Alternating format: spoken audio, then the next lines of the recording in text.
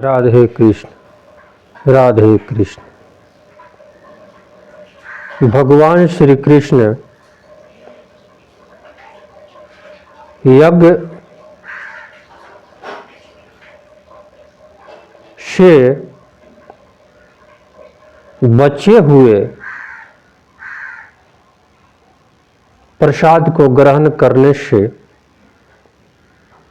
मनुष्य पापों से मुक्त हो जाता, अर्थात श्री भगवान कहते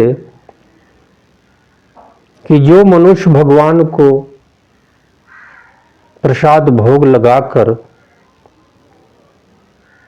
और स्वयं उसे ग्रहण करते हैं वह मनुष्य पापों से मुक्त हो जाता है। लेकिन जो मनुष्य भगवान को भोग नहीं लगाते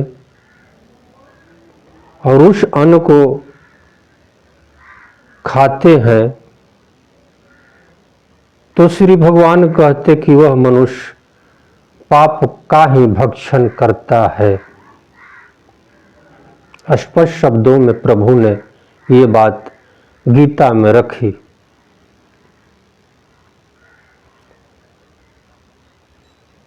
भगवान कहते यज्ञ से बचे हुए प्रसाद, तो यज्ञ कितने प्रकार के होते हैं ये सब हम लोगों को जान लेना चाहिए।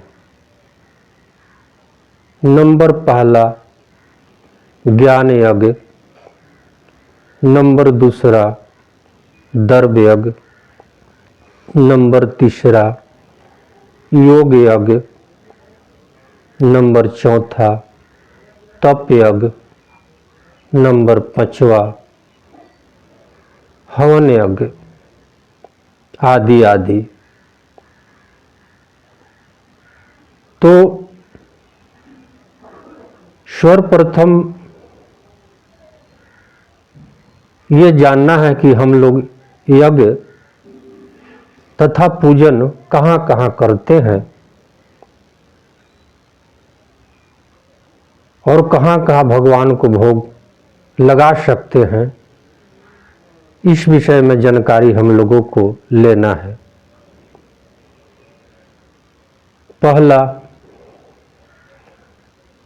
सात्विक भोजन अपने घरों में बनाकर और तुलसी पत्र देकर अगर उसे हम ग्रहण करते हैं, उस अन्न को ग्रहण करते हैं, उस प्रसाद को ग्रहण करते हैं तो भगवान का भोग लगा हुआ समझना चाहिए।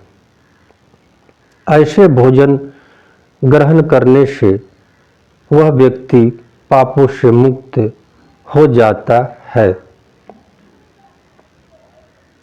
और आगे चलते हैं। जैसे हम लोगों ने अपने घरों में भगवान श्री सत्यनारायण व्रत कथा को करवाते हैं, ब्राह्मणों को बुलाते हैं, तो सत्यनारायण भगवान के व्रत में पूजन में फल प्रसाद या हवन समार्गी बहुत सारी जो हमारी पूजा का यह जो विधि है वो हम लाते हैं। तो श्री सत्यनारायण भगवान के पूजा में जो हवन समार्गी है उसमें भगवान को हवन के रूप में हम पान कराते हैं। और जो हमारे पास प्रसाद पंचामृत या चूर्ण जो हम लोग बनाते हैं तो तुलसी पत्र देकर भगवान को पंचामृत में शालिग्राम स्नान करा के उसके बाद भगवान को पूजन करते हैं और फिर उस प्रसाद को ग्रहण करते हैं। ऐसे प्रसाद को ग्रहण करने से मनुष्य पापों से मुक्त हो जाता है। और थोड़ा आगे चलते हैं। ज्ञान यज्ञ में, ज्ञान यज्ञ उसे हम कहते हैं जैसे श्रीमद् भागवत कथा हमने कहीं करवाई या अपने परिवार में अपने समाज में या अपने गांव में या अपने शहर में श्रीमद् भागवत को आयोजन किया, कथा करवाने को संतों को बुलाया और 7 दिन तक कथा को श्रवण की। इसे ज्ञान यज्ञ कहते हैं। तो उस ज्ञान यज्ञ में कथावाचक ने भगवान की महिमा को गाई और उस कथा में, उस ज्ञान में जो हमें अच्छा लगा, उस जो ज्ञान हमारे अनुकूल लगा, जैसे महात्मा कहते हैं कि मदिरा को पान नहीं करने चाहिए, तो कथावाचक ये बात कही कि मदिरा को पान नहीं करना चाहिए, तो श्रोता सुनने वाले अगर ये बात समझ जाएं तो महात्मा की बात समझ जाएं और अपने जीवन में धारण कर ले, तो ये ज्ञान रूप प्रसाद होता है। अगर ज्ञान रूप प्रसाद अपने मन पर, अपने शरीर पर, अपने विचार पर धारण कर लेते हैं तो ज्ञान रूप प्रसाद आपको जीवन बचा सकती है। वो भी एक प्रसाद है जिसे ज्ञान रूप प्रसाद कहते हैं। अगर उस ज्ञान को हमने धारण कर लिया, महात्माओं की बात मान ली, शास्त्रों की बात मान ली, तो हमारे जीवन में खुशियां लौट सकती है। तो भगवान कहते कि यज्ञ से बचे हुए, अर्थात यज्ञ में, ज्ञान यज्ञ में जो संतों ने बात रखी और आप उसे धारण करते हैं, मन में रखते हैं कि संतों ने अच्छा कही, या भागवत में जो वर्णन है, जो भगवान ने कही, वो हमारे हित के लिए कही, अगर उस ज्ञान को आप धारण कर लेते हैं तो वो आपको प्रसाद, ज्ञान रूपी प्रसाद बनकर आपको कल्याण करेगी। अब चलते हैं द्रव्य यज्ञ। द्रव्य यज्ञ का अर्थ होता है अपने धन के द्वारा, अपने धन के द्वारा भागवत कथा करवाना, ईश्वर का पूजन करवाना, हवन करवाना, दान देना, ऐसे ऐसे द्रव्य यज्ञ है जो समाज के हित के लिए हो। जो व्यक्ति इस प्रकार करता है द्रव्य यज्ञ, और उसके बाद जो उसके पास संपत्ति बची रहती है, वह सात्विक संपत्ति बची रहती है। वह संपत्ति मनुष्य को कल्याण करने वाली होती है और ईश्वर प्रसन्न होते हैं उनके ऊपर, क्योंकि उन्होंने द्रव्य यज्ञ किया है। अब चलते हैं योग यज्ञ। योग, जैसे हमारे योग गुरु श्री रामदेव महाराज जी भारत देश के ही नहीं पूरे विश्व के अपने योग से बहुत मनुष्य को कल्याण कर रहे हैं। ये बात तो आप स्पष्ट देखते हैं आज के समय में कि 50% आदमी योग कर रहे हैं। तो जब आपने संतोष योग की बात सुनी और उन पर विश्वास की तो योग प्रसाद बन गया।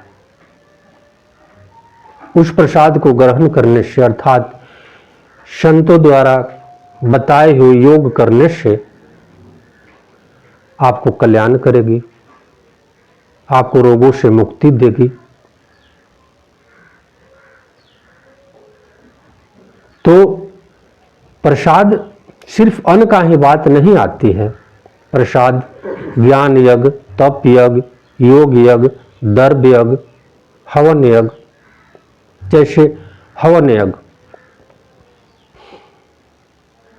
महात्माओं को बुलाकर हम लोग हवन करवाते हैं। उस हवन में जो सामग्री लगती है, उसमें बहुत सारे धन खर्च होते हैं। उसके बाद प्रसाद बनाया जाता है, खीर, तो भगवान के भोग लगाया जाता है। उसके बाद जो खीर पान करते हैं तो हमारे रोग से भी मुक्ति मिलती है। ऐसे ऐसे शास्त्रों में भगवान ने बात कही। तो भगवान कहते कि जो मनुष्य यज्ञ से बचने के बाद जो प्रसाद बची है, योग में जो खर्च करने अथवा अन्न खर्च करने, ज्ञान खर्च करने के बाद जो बचती है, वो दिव्य शक्ति हो जाती है, अर्थात उसमें ईश्वर का वास हो जाता है। और वह प्रसाद मनुष्य अगर पान करता है, भोजन करता है, आहार करता है, तो वह पापों से मुक्ति मिल जाती उसे। अब भगवान कहते कि जो पापी लोग भगवान को भोग नहीं लगाते, यज्ञ नहीं करते और स्वयं अपने कर्म को करते और स्वयं पान कर जाते, स्वयं भोजन बनाते और उसे खुद को पान कर जाते, भक्षण कर लेते, तो भगवान यहाँ कहते हैं कि वह मनुष्य पाप को ही भक्षण करते हैं। प्रभु ने इस बातों को इसलिए रख दी कि जब तक आप कोई कर्म करते हैं, जैसे मैं स्पष्ट शब्दों में बता देता हूं, जैसे कोई विद्यार्थी पढ़े, अच्छे हो पढ़ने में, लेकिन वो परीक्षाएं नहीं दे,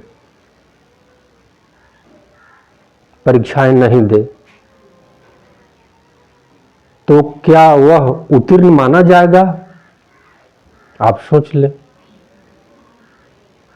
कोई पढ़ने में कोई विद्यार्थी तेज हो लेकिन परीक्षाएं नहीं दे, तो सरकार उसे अपने पास नहीं रख सकती, क्योंकि हर एक चीज का एक परीक्षाएं होती है। तो जो मनुष्य स्वयं पकाते और स्वयं खा जाते, तो भगवान कहते कि उस अन्न से आपको कोई लाभ नहीं मिलेगी। अर्थात ऐसा आप समझ लें कि आप पाप को भक्षण कर रहे हैं, अर्थात बंधन में पड़ रहे हैं। क्योंकि शास्त्रों में ऐसा वर्णन है, अन्न, संपत्ति या मनुष्य तन या हमारे पास पुत्र, पत्नी या संपत्ति जो भी है, वह ईश्वर की कृपा से मिला हुआ है। तो हमारी धर्म बनती है, मनुष्य का धर्म बनता है कि भगवान के चरणों में अपने आप को समर्पण करे, तो इससे परमात्मा प्रसन्न होते हैं।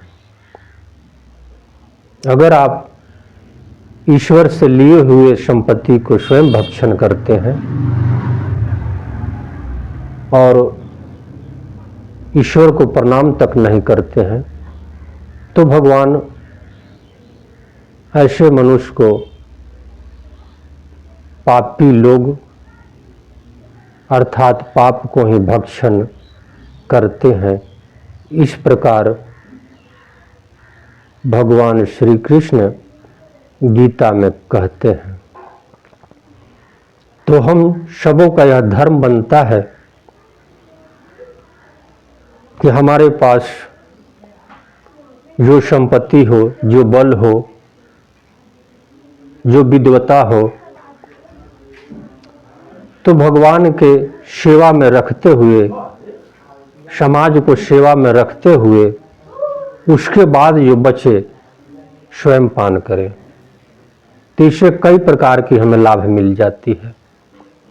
पहला, ईश्वर प्रसन्न हो गए, दूसरा, समाज भी खुश हो गई, और उसके बाद जो हमारे पास है वो दिव्य प्रसाद बन गई, वो हम पान करते हैं। तो ईश्वर की कृपा से हमारे शरीर में नाना प्रकार के जो रोग व्याधा है वो भी दूर हो जाती है। क्योंकि आज के समय में सर्वप्रथम मनुष्य को रोग से सामना करना पड़ रहा है, किसी भी व्यक्ति को, चाहे संत हो, चाहे राजा हो या भिखारी हो, सबको ये जो शरीर में काम क्रोध लोभ जो है, इसे रक्षा करने के लिए मनुष्य को बहुत कठिन समस्या बन गई है। तो इसको रक्षा करने के लिए भगवान के अगर चरणों में रहते हैं, भगवान को सेवा करते हैं, तो प्रभु की कृपा से ये रक्षा हो सकती है, कंट्रोल में रह सकती है। अन्यथा अपने बल के, अपने शक्ति के बल से आप चाहें कि मैं इसे रोक लूं, तो ये आपकी बस की बात नहीं है।